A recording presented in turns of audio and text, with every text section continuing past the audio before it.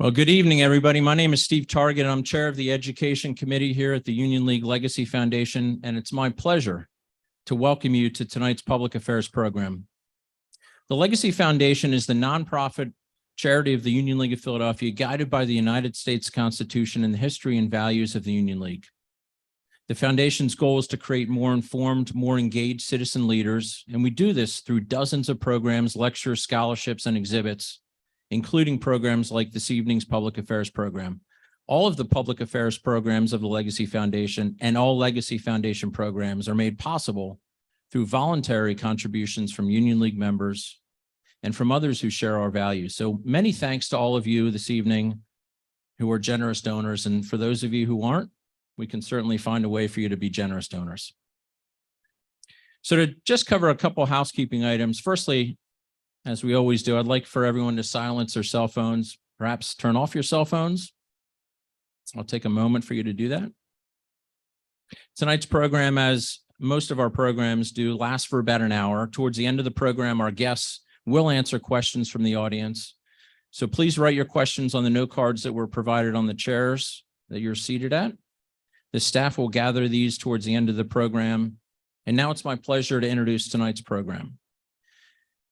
This program is the third of a three-part series covering the future of Philadelphia, leading up to a very important primary election. The focus of tonight's program is business and economic competitiveness. Moderating tonight's program is Steve Mullen, co-chair of the Consult Solutions, Inc., an economic consulting and analytical services company. He will be joined, or is joined, by our esteemed panelist, Jerry Sweeney, CEO of Brandywine Trust, one of the leading real estate development firms in the Philadelphia region, and Craig Carnarola, Senior Executive Vice President at University of Pennsylvania, the largest private employer in Philadelphia. So ladies and gentlemen, please join me in welcoming Steve, Craig, and Jerry.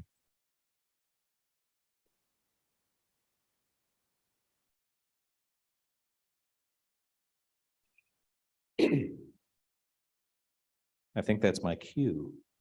Hi, everybody. Good evening. We're going to have a fair fight tonight between our two contenders here. I want to start off.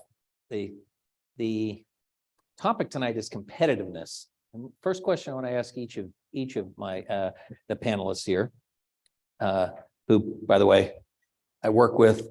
They're great guys, as you all know. Here is, what do we mean? Well, first, are we competitive? What do we mean by that? And with whom or what? You hear that, we're going to be competitive. What does that mean to you guys? And throughout, I'm going to ask our panelists to thread in the worlds they're in, as they'll talk about here. The worlds they're in are really important parts of the Philadelphia economy here. So can I start out with Craig on that one? Sure.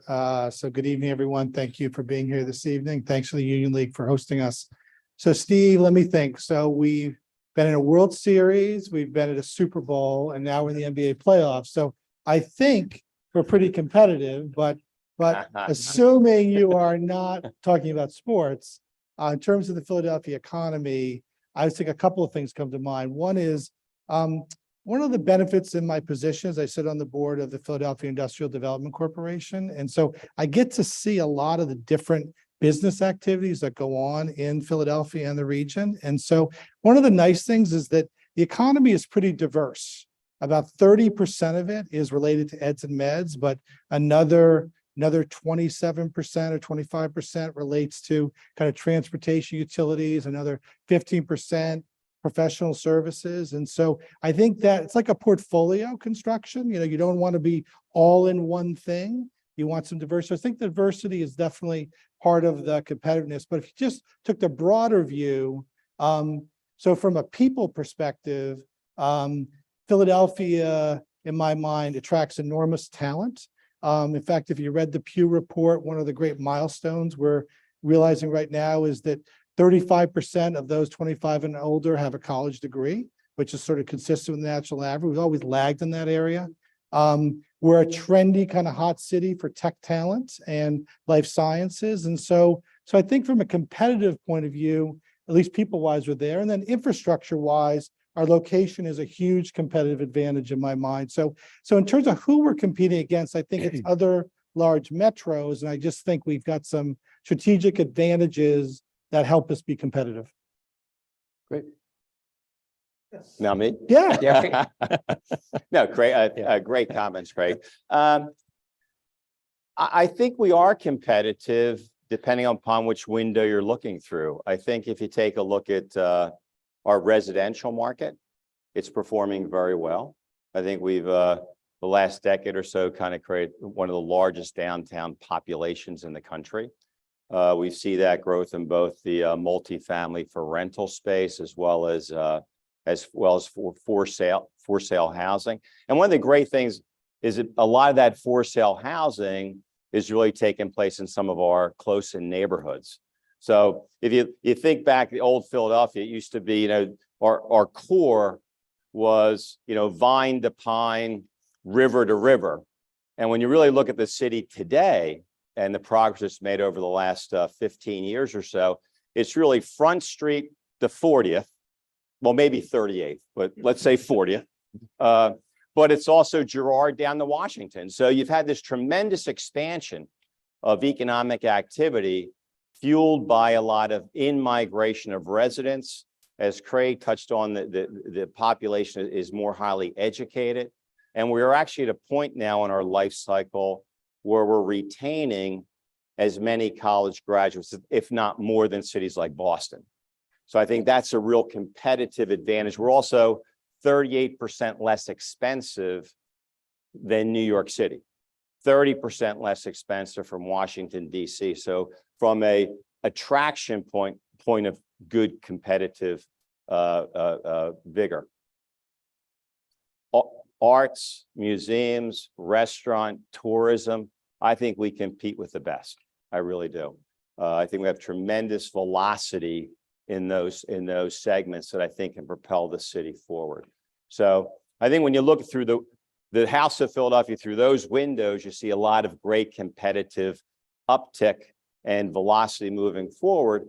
I think where we need to kind of create a different window is we need to stop to some degree being the city of unfulfilled potential.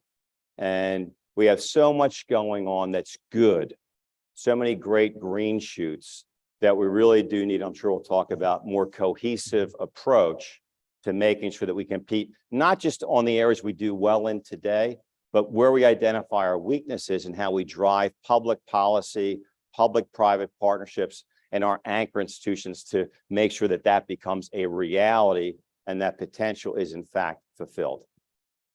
Right.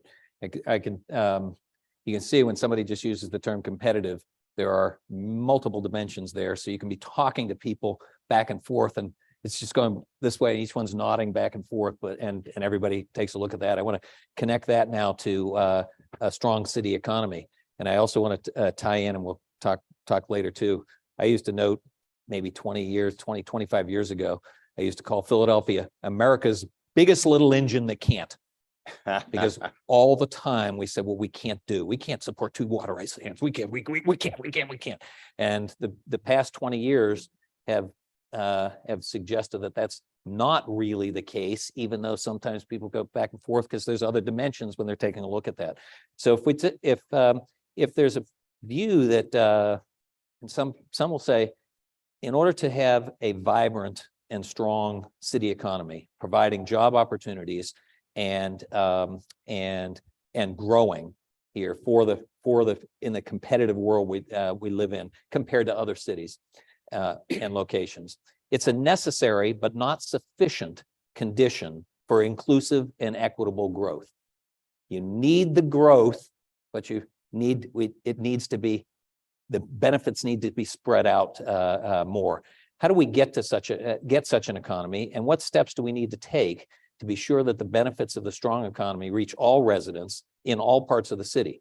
And what do your institutions and your organization, Jerry, get involved? Some examples of how you do spread those benefits. Let's start with Jerry on this one. Okay, great. It's a long question there, Steve. See how I do.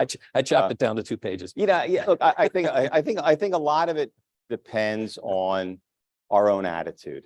And you referenced the little engine that couldn't. I mean, a number of folks in this room do business all over the country.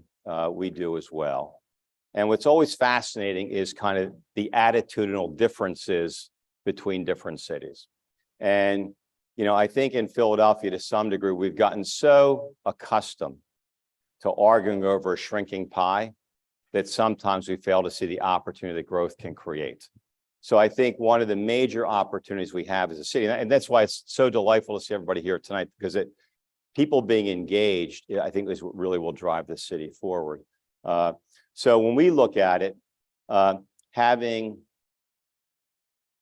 consistent public policy that is focused on citywide and regional improvement is really very, very important. And I think, we can't discount the importance of how that public policy affects every aspect of our growth agenda.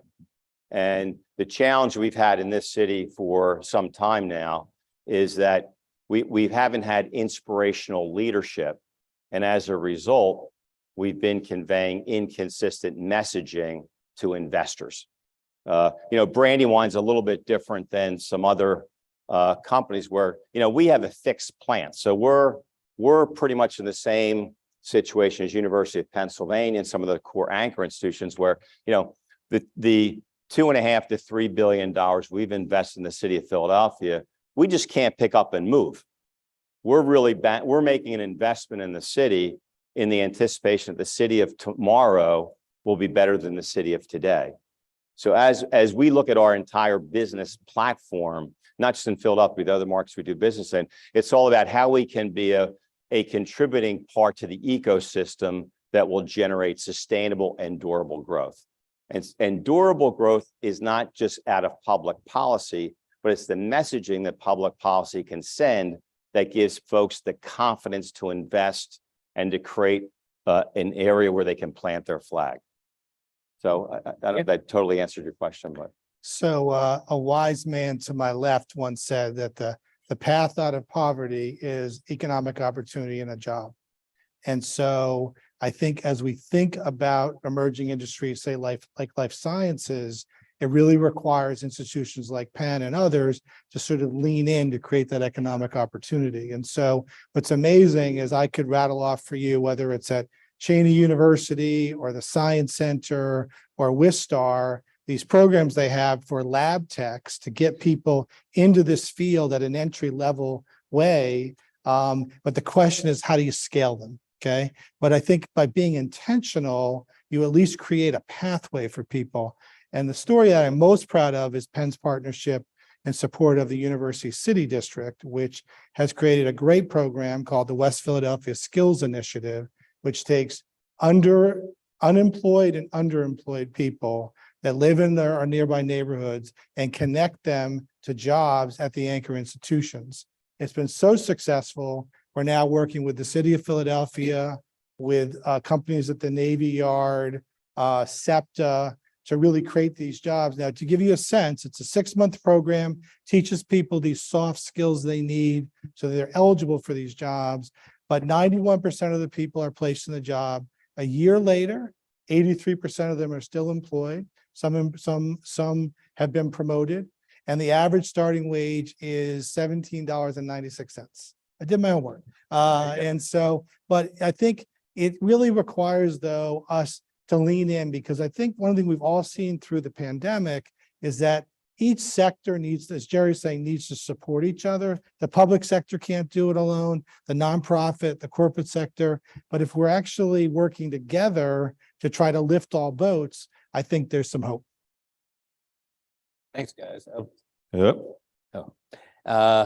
Jerry, I'm thinking of the program you have out at Schuylkill Yards, which I don't know is the same, is connected to the program that Matt Bergheiser and the district has. But it sounds similar in the type of thing to spread the benefits. Can you talk a little bit about that? The neighborhood engagement that you have? Sure. Yeah, happy to. And look, and I think that Craig gave a great example of how, some of our large institutions and companies are really kind of broadening their view of the world to make sure that we actually create an environment where economic growth can be evenly divided.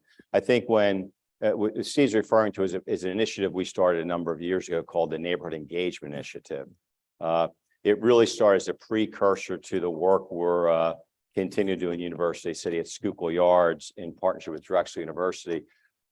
It's a 14-acre site, can do about 7 million square feet. I actually think it's one of the best development sites in the United States, next to the third busiest train station, next to the University of Pennsylvania, Drexel, CHOP, all those things. So if you ever need a place to live, you ever need a place to have your office, please come by our way.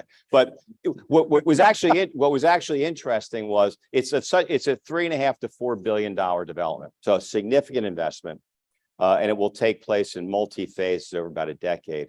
So what that gave us the opportunity, as opposed to like most real estate projects where you're doing building A, building B, and you're moving on to another project, it really gave us the opportunity to reflect on what we wanted to try and achieve holistically with our development. So a year before we even announced Schuylkill Yards, a team of us spent many, many nights doing nothing but meeting with small business owners, aspiring entrepreneurs, nonprofits, community development corporations, all in West Philadelphia, to really just listen to what they thought was important to them. So out of all those discussions came our Neighborhood Engagement Initiative, which consists of a couple of key parts.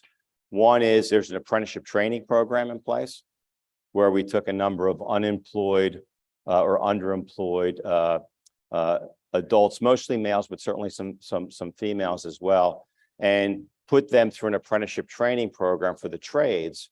And if they were able to pass the exam, because we do so much construction work in Philadelphia, we got them hired by a contractor. So right now we have about 63 people who were previously unemployed, now earning a very good family sustaining living by working in the trades, mostly carpenters, some electricians, some steam fitters, but a great success. Then we also, given that some of the smaller companies we talked to on our listening tour could not access capital and didn't have the infrastructure in place to do PIDC financing, we formed what we call a Grow Philadelphia Capital Fund, which at this point has made about $1 million of low interest rate loans to small minority-owned businesses in West Philadelphia. And then when those loans are repaid, that repayment goes back to a permanent pool of capital. And then in order to ensure equitable distribution of our workforce, including a high level of local labor content, in all of our construction contracts, we have a carrot and a stick.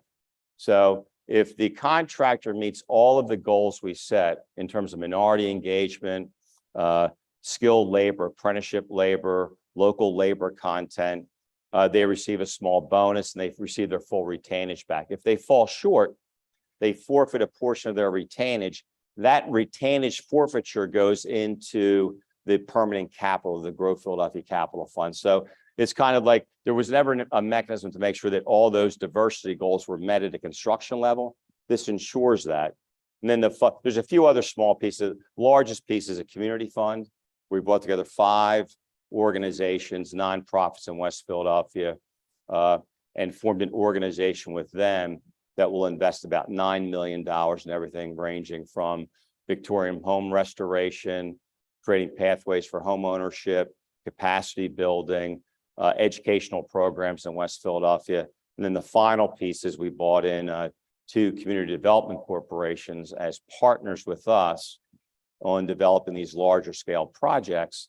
So they have a chance to the table with some of the world's best architects, best engineers. They see how a big project comes together. And they receive a fee for that, but then they also get to use Brandywine as a client on some of their grant raising capacity. So they've been able to raise money from that standpoint as well. So just another example of what Penn's doing, a number of the other organizations are doing to make sure that we kind of create economic growth, but ensure a platform for a more equitable distribution. Yeah, I think that's great. We all use the words and talk the talk now. I think this is your story here is a great example. By the way, it takes hard work, but it pays off. But it's a good example of my view is walking the walk and doing exactly that. Make the city stronger, stronger on a bunch of fronts. And it's all at the same time, those of you who are old enough to have gone on Amtrak in the 80s and 90s, you go, if you ever did, went to Boston, buildings going up around it, New York, buildings going up around the train station, Washington, buildings and stuff going on.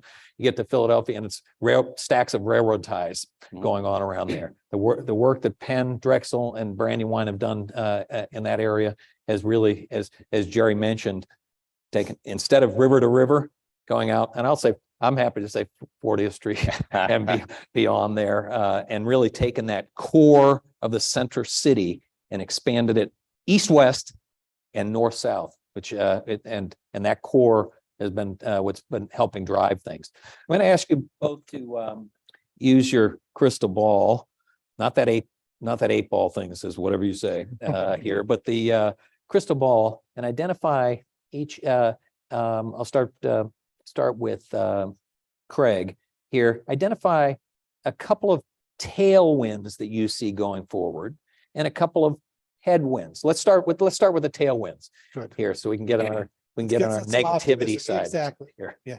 Tailwinds, I'm going to be positive here. Yes. Okay. Yeah. Good. Yep. Good. Good. Okay. So, I think one of the reasons we're all here this evening is a result of the amazing research that goes on at our universities. At Penn specifically, the mRNA vaccine comes out of work done by Dr. Drew Weissman, Dr. Katie Carrico. The amazing thing about that's really what they call a platform technology. So we have been able, with the benefits of the licensing income, create an RNA institute. And Dr. Weissman and his team are actually working on other applications of the mRNA technology for sort of major diseases. You could see it, a flu shot being enhanced, cholera. I mean, just some of the harder things in the world to solve. And so, but that's just like one of the amazing things going on right now in our research labs. And so I see that Philadelphia has really blossomed over the last decade in terms of the life sciences as an industry. We're now talked about consistently with other major markets. And so I see there's a major tailwind. As Jerry knows, there's a whole series of construction and lab spaces that are looking to be leased over the next 5 years. And so hopefully that will be spin out companies that will be retaining the talent that come out of our universities, but attracting new companies to the region. So that would be one that I feel really good about. The second a tailwind, I think, is that I think we're seeing a bit of a generational change in terms of leadership in the city. We have a new president at Penn, Liz McGill, hosting a Penn Forward tonight, so that if I don't see as many Penn alums here tonight, I know where they are. But also, whether it's PIDC, we just recruited a wonderful woman from Washington who runs the whole community development fund for the entire country. Visit Philadelphia. Angela Val is the new CEO there. The Center City District, the Art Museum. So, by the way, all women will be in these leadership roles, which is kind of neat to see. And so, so that generational shift, I think, new energy, new ideas is going to be a nice a tailwind. So, you want to let Jerry do some tailwinds, then we'll go to headwinds. Yeah. Tailwinds? Yeah. Okay. Look, first one I would agree with this is with Craig on the life science front. I mean, actually, the growth over the last decade, our employment's up over 127% in cell and gene therapy companies. Philadelphia just recently was ranked as number 5 in the country for life science potential. That's up 4 spots just within a year. We actually just hosted a group of folks from all over the country and today who are life science specialists they do an annual meeting every year. And they got tired of going to Boston and San Diego, so they came to Philadelphia, given the potential we have here. So I think that's an amazing opportunity for the city to coalesce around. It can really be well supported by the anchor institutions. And what we've actually seen just in the last few months that has gone a little bit unnoticed, but is really a stunning development, is Roche Pharmaceuticals, one of the large corporations in the world, as you know, bought Spark Therapeutics, which was spun out from Children's Hospital. Well, just a few months ago, Roche, Spark,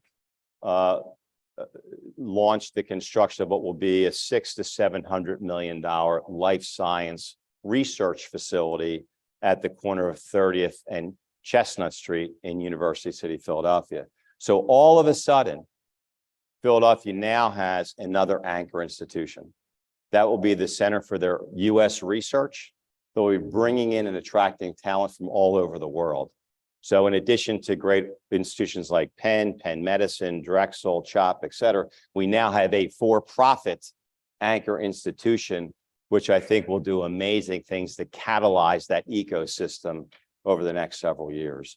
I think we also, one of our headwinds or tailwinds, I'm sorry, tailwinds, is you're actually seeing a lot of people risking capital, which is scary today, but is also kind of encouraging. So we see the continued emergence of some of these innovation districts around the city, whether it's the regeneration of the Bud Plant up towards Northeast Philadelphia, the continued expansion of the Navy Yard, what's happening in the Bellwether District, some of the developments happening on the Delaware Riverfront, which could be quite exciting. In addition, all the work taking place in University City. So I think that level of investment, while it will take time to gestate and to become profitable, is a good sign that other people see the potential that Philadelphia has.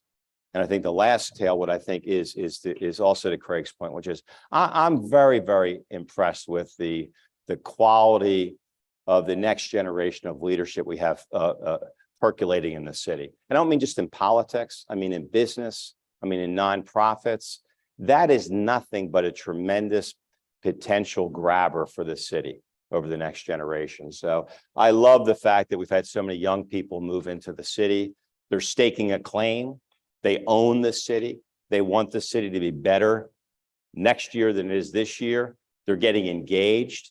And I think while we may disagree with some of the points of view of some of those folks, the reality is that that's a good, healthy dynamic of a city that's focused forward. So tailwinds, I think a couple of things come to mind. One is sort of the macroeconomic environment in general. I mean, just interest rates being up, the Fed's best efforts to get inflation down. It's rippling through every business, whether it's compensation, the goods and services we buy, the cost of capital. So that's going to be an impact on the local economy. In the eds and med sector specifically, a lot of hospitals are under significant pressure on their margins. If you will, the business has not fully returned. The cost of nursing care is up significantly with agency costs. And so a big squeeze there that's having impacts on both employment and the like. And then you're starting to see stress in the education sector, whether it's higher discount rates on tuition or it's on potential closures, enrollment. Fortunately, that's not an issue for us, but the sector itself is under pressure. Don't forget, Philadelphia, one of our advantages, 130 post-secondary schools in the region and some of the finest in the world. And so there'll be a shakeout that goes on there. I think in terms of the city, the issue that I've not sort of seen enough discussion about is one I've lived through for the past year, which is sort of the access of affordable housing. 49% of Philadelphians, according to the recent Pew report, spend 50% or more of their income on housing. 49% spend more than 30% of their income on housing. And so I think that challenge, the best way to address that is rising incomes, okay? But there's that kind of stress, particularly as some of these contracts roll off and the like. So I think that'll be a big issue for the next administration. Thanks. Okay, tailwinds. Headwinds. Headwinds, I'm sorry. He's an optimist by I'm nature. so biased on. Yeah. I live in a world of headwinds. It's after hours. I'll take a little bit of a different tact on this a little bit because I know you expect me, Steve expects me to say taxes is that with big headwinds, and we'll get to that. But I think one of the biggest headwinds we face, at least as I view it, is really been there's an old saying, nobody follows an uncertain trumpet. And I think to some degree, Philadelphia's never really sounded its own trumpet. And I think that has significant implications. And I think most of that has to come from the business community as well as the political leadership. You have to send a message that the city wants to improve, that the city will have a strategic plan in place that will facilitate good economic, equitable distribution of wealth. We don't have that. We send mixed messages to anybody who's looking at Philadelphia, and Brandywine and other real estate companies are really on the front lines of this. We're dealing with companies from all over the country who are looking at where they want to locate their business. And one of the major challenges we face is the political climate in the city of Philadelphia. I don't mean that as a political statement, it's an economic reality. We always talk about we have all these tax zones. So why can't that bring businesses into the city? The reality is the businesses we're trying to bring into the city don't pay those taxes now. We're just removing a little bit of a gate, not creating an incentive. So, and what those companies always worry about is what happens on day one of the 11th year after the tax zone expires. At that point, they've invested millions upon millions of dollars in fixed plant, employment, FF&E, whatever it may be. And the reality is they're afraid of the signals they're getting from city council and from the mayor's office on how the city plans to finance its revenue growth going forward. So I think that's a significant headwind. And I think that does create an overtone that makes it difficult for the city to grow economically. I also think the lack of basic city services is impacting severely the neighborhoods. Down here between CCD and UCD, we're blessed to have special service districts that we finance and support that provide a level of basic services. They don't have that in the neighborhoods. It drives me crazy the amount of short dumping in the city. Brandywine, we sponsored a cleanup a certain section of West Philadelphia initiative. We got 2 busloads of our employees who went out. We picked up about 15 tons of trash in the morning. And I have to tell you, we had talked to a lot of residents and pulling them together. Street lights don't work. No trash is picked up. L&I's not around for short dumping. There's no police on the street. There are some significant issues. And that creates a negative overtone politically in the city that impacts where we're going. Oh, there you go. So I think providing basic city services it's not a strategic goal, but it's certainly a step in the right direction. And until we can address it, we lost a major tenant who was going to move into the city coming from the southeast part of this country, that their real estate director was based in Houston. Their CEO was based in Atlanta. And the whole conversation, we're trying to pitch this beautiful building we're building. The whole conversation was, well, we run 2 shifts and I read a lot about crime in Philadelphia. So how are my employees going to get from the building to the garage at night? When you're at that level of a conversation in a pitch, most of you are in the pitch business, you've already lost. We put on a great show. By the time they left, I said to our team, there's no way they're coming to Philadelphia. And they didn't. Because the perception was not that we have crime, because a lot of major cities have crime, but there's an inability to effectively deal with it. That is a gating issue. We also have a city where 34% of people who live in the city commute to jobs outside the city. So there's not enough businesses downtown to fill that void. And a lot of businesses who have employees who live in the suburbs, having come through the pandemic, are now sitting there saying, I don't need to come downtown. I can work in the suburbs. I can work in Radnor. I can work in Plymouth Meeting. I don't pay the wage tax. I don't have the commuting costs. I don't pay for parking. So we've got some real structural issues we want to deal with here. It's going to take enlightened public leadership to get us there. I agree wholeheartedly Yeah. with that too. Now, Jerry, my next question was going to be, what about the roles of the next mayor and the next council? Because that's 2 things.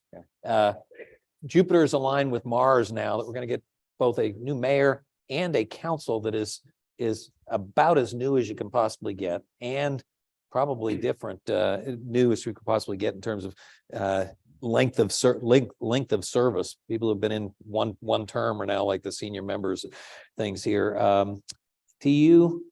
What would you like to see, following up on your notes, both of you, from the administration and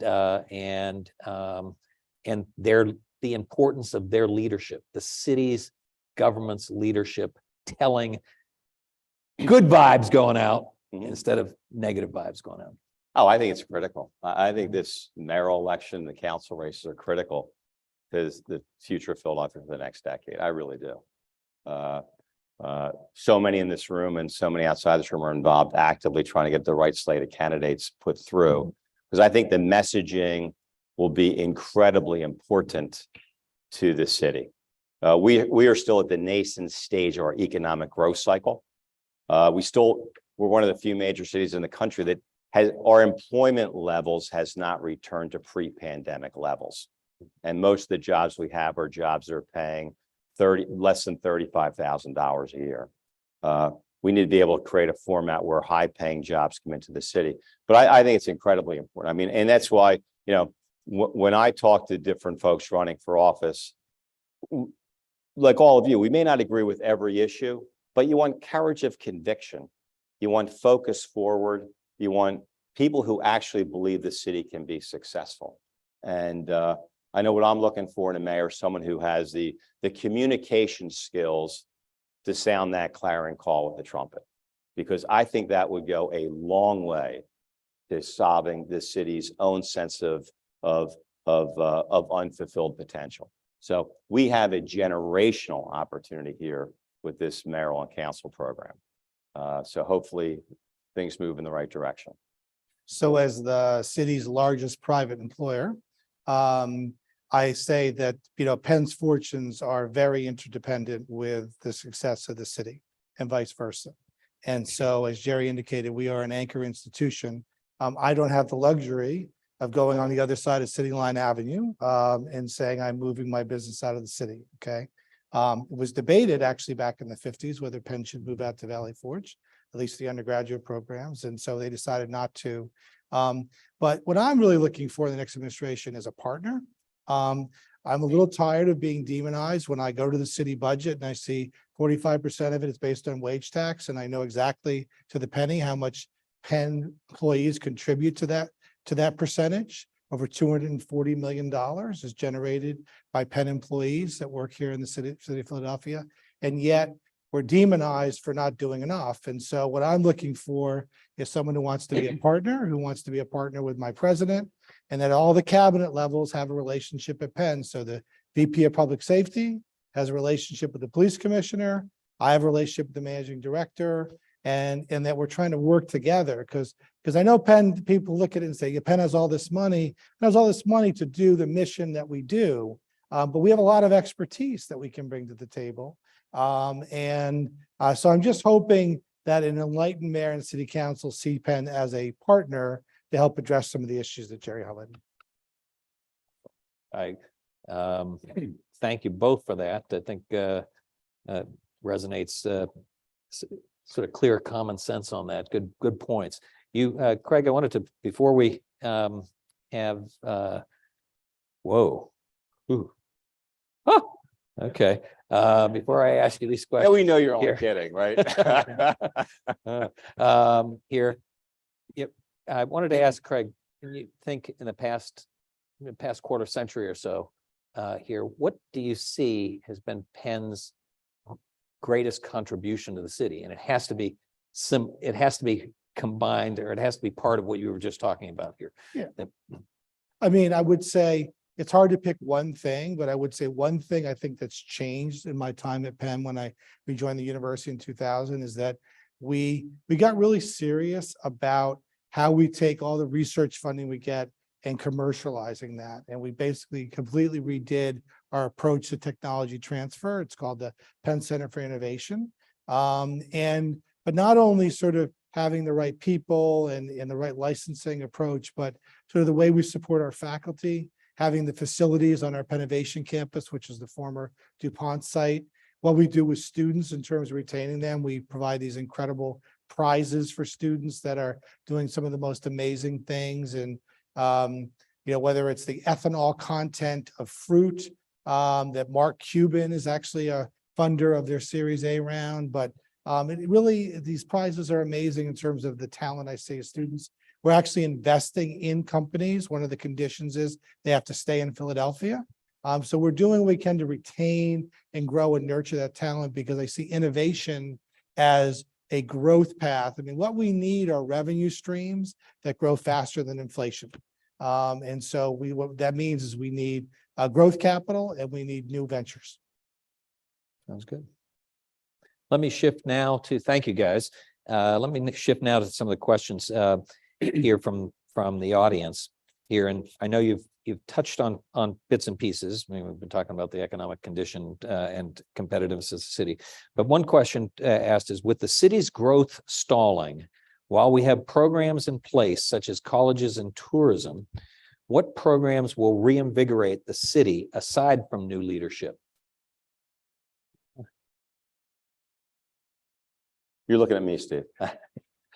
And Craig's looking The at- light shining in my eyes when I look at He's looking at me Craig. too. But this is a 25-point toss-up. Yeah. What initiatives? Yeah, what types of programs that's might reinvigorate the city? It says aside from new leadership, but I assume in combined with new leadership. Yeah, I'm not sure this will be completely responsive, but I think the city needs a goal. Like, what's our goal? Like, I always believe, like, our goal should be, over the next decade, we should be in the top 5 job growers in the country. Very simple goal. People understand it. We all understand we have affordability issue, income issues, revenue issues, et cetera. And with that goal, we develop a plan to get there. Part of that is redoing the tax structures. I mean, City of Philadelphia gets 19 to 20% of its revenues from real estate taxes. It's one of the lowest percentages in the United States. 68%, I could be off by a percent, comes from business and wage taxes. Our wage tax is 3 times higher than any suburban county or any suburban municipality. These are huge economic gating issues. We have one of the lowest concentrations of business density of any major urban area in the United States. Is that because none of us like to work? None of us have businesses? We have one of the lowest rates of multi-employer minority-owned businesses in the United States. Businesses don't grow here. And I wish people would understand they don't grow here because we're non-competitive from an economic standpoint and from a service standpoint.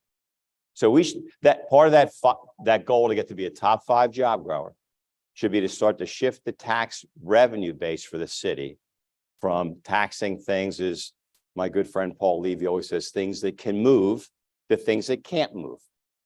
We pay, I won't give you the exact number, we pay, the real estate taxes we pay per square foot in Philadelphia is less than 25% of what we pay in real estate taxes in Austin, Texas. We're the largest owner of office property down there as well. 130 people a day move into Austin, Texas. 52 companies located their headquarters there last year. Their prospect list for new companies evaluating Austin is 368, including 22 life science companies. The world is competitive. We need to compete. And having a strategic goal that every element of public policy is viewed through the lens of, does that public policy achieve that goal? That will be an amazingly cleansing, thematic catharsis for the city. The challenge is we deal with political placebos and reactive politics. And it's hard to create consistent public policy that drives people to invest when you're operating in that type of political environment.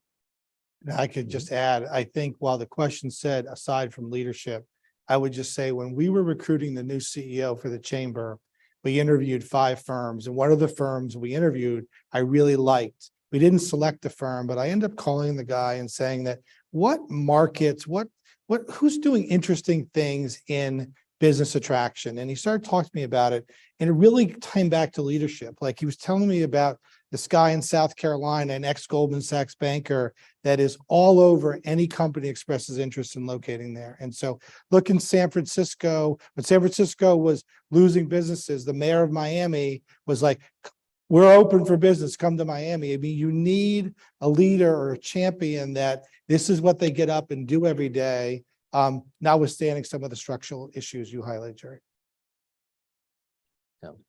Thank you.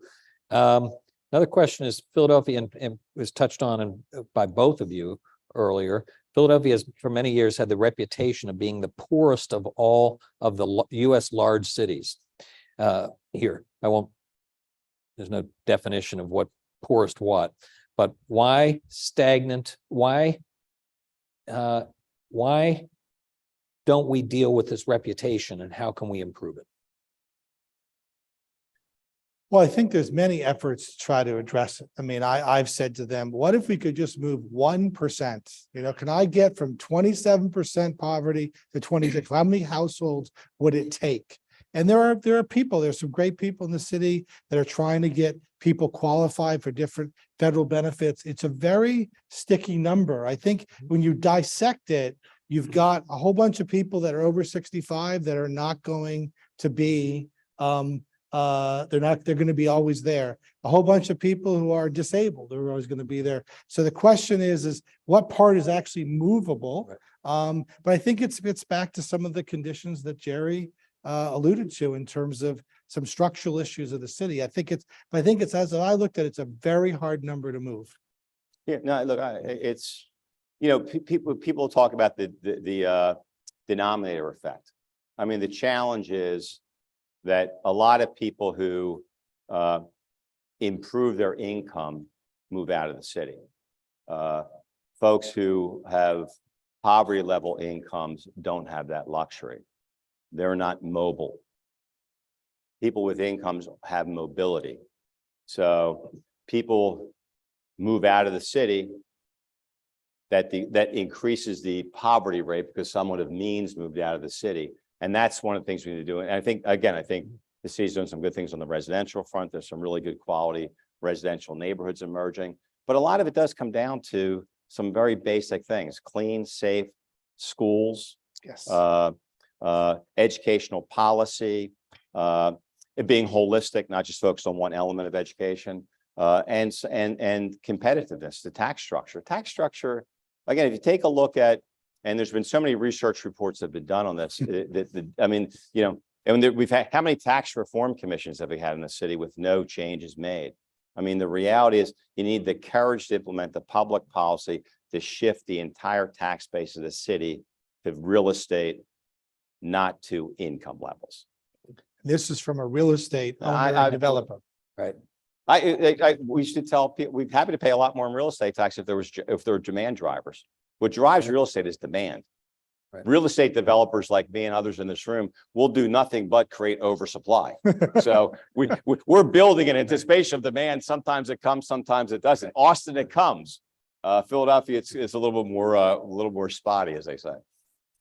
I'm glad you mentioned the denominator effect, because it's not just on the people moving out, which we've seen over time, but it's also people moving in. Mm-hmm. There's not a single city in the United States that has had its poverty rate decline because it's had fewer poor people.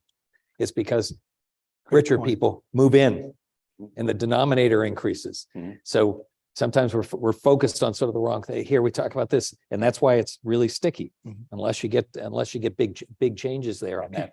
The real story is, what's the story with the number poverty and the types of things that you two have talked about, more inclusive opportunities into the workforce and businesses being able to generate wealth and stuff like that are the things that change the poverty story, not that rate story. So that's good. Quick question. The city looks like it is in decline. Look at the streets, the sidewalks, the garbage, the the shutdown stores. How is this competitive? What kind of investment could we make to try to clean that up?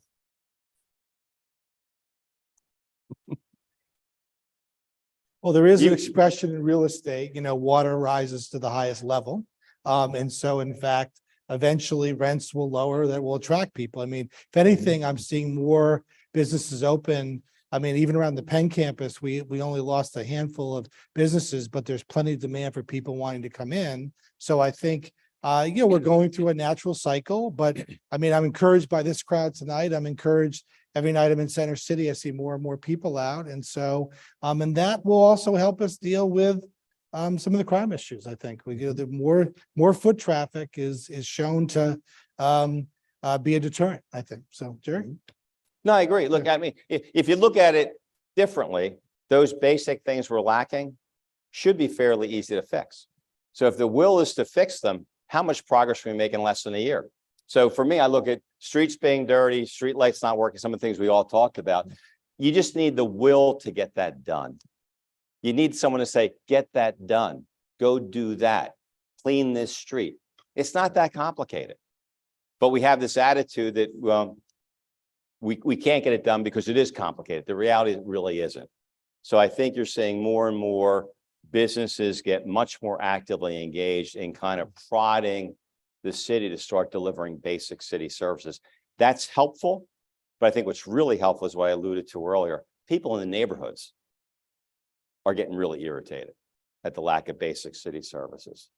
So hopefully that frustration will be translating to some of these election results, and we'll get an administration in along with the council that sits there and says, look, we are here to provide basic services. Those basic services are important fundamentally for our health and safety, but they're also the calling card for economic growth.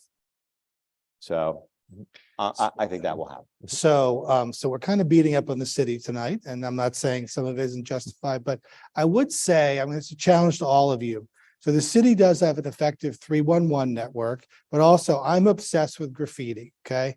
Every time I drive in 676 and there's graffiti, when I get off as we're coming into University City, I go on the website and I report it and it gets removed. So all I'm saying is there are avenues to be able to do it. And so I just want to, and the other thing I would say too, is that not only is it a good mayor, a good city council, I want to ask every candidate, who are you going to put in these key jobs? Okay. Because if you get a good managing director, I mean, a lot of this is operations, okay? This is kind of what Jerry and I have people doing every day around, okay, this is the section we're going to deal with. We're going to get it done. The lights are ordered. I mean, you need good people in these positions. Amen. And I think we have time for one more question here, and it's something that I know both of you touched on when you talked about infrastructure before, but it's about the transportation. It's about SEPTA and transportation, which is really important. Dynamic and inclusive economic growth needs effective public transportation for employees so they can access potential employers. What should SEPTA's top 3 priorities be? And also from you two are in worlds where transportation, access, public transit, really crucially important as a factor and part of those city services. Any thoughts about sort of how to deal with some of or what types of things SEPTA should be doing, which could be what they're saying they're trying to do? Yeah. So at Penn, we have not built a new parking garage other than for the hospital in over 20 years. Okay, because we've been trying to encourage and incent people to use public transportation. Coming out of COVID, there's been a loss of confidence in SEPTA. So I think the number one thing that they need to do is continue, and Leslie, I think, is doing a good job at this, of trying to instill confidence through the safety of the system. I think employers like Penn need to look at the incentives we provide people. So, because Jerry and I can tell you, with the development going on in University City, we got to get people off the roads. So we're looking carefully at that. Right now, some of the programs they want really benefit SEPTA and not the employers. It needs to be a greater sharing of that. I also think the routes are a major issue.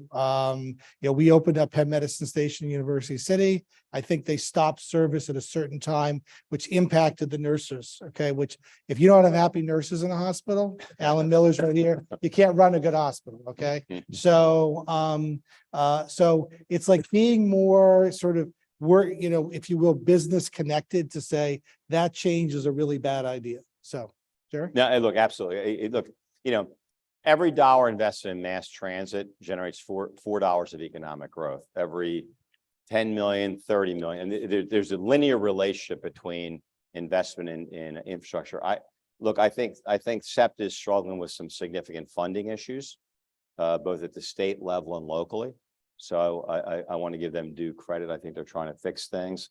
But look, I think, take a look at ridership on the market Frankfurt L is through the roof, pre-pandemic.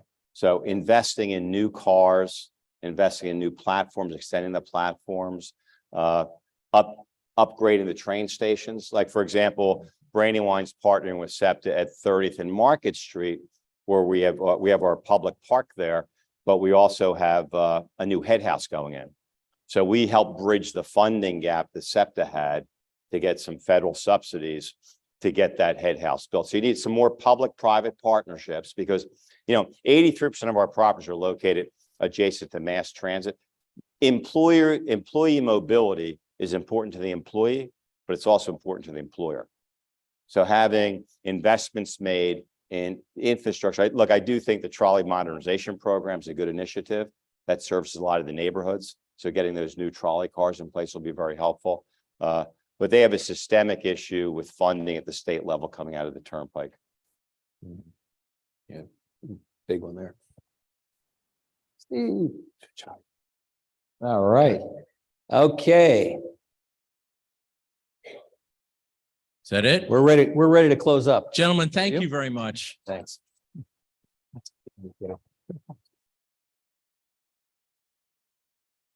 Steve, Craig, and Jerry, I think you've given us somebody who's sitting with us this evening as well. When we put together kind of the plan of what this 3-part series was, the idea was to talk about the future of Philadelphia. And the reality is we have some issues to deal with. And we could sit here and talk about all the bad things that are going on. But there's also optimism, and there's ways to fix these issues. And I think as a community, if we all band together and sit in a room like this and strategize about what the future looks like, the positive future, we might have a much more positive future than otherwise. So I thank you, gentlemen. I thank you all for being with us this evening. I would be remiss if I didn't mention our upcoming programs. I'd like for everyone to take a look at the Union League calendar. I think the next event that I've seen on the calendar is the Civil War Roundtable on May 25th. Thank you for being with us this evening, and let's go Philadelphia. Thanks, Steve.